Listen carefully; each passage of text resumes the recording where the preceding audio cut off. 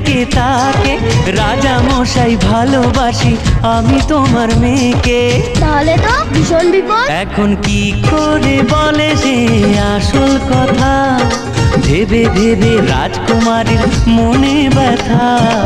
এক যে ছিল রাজার কুমার।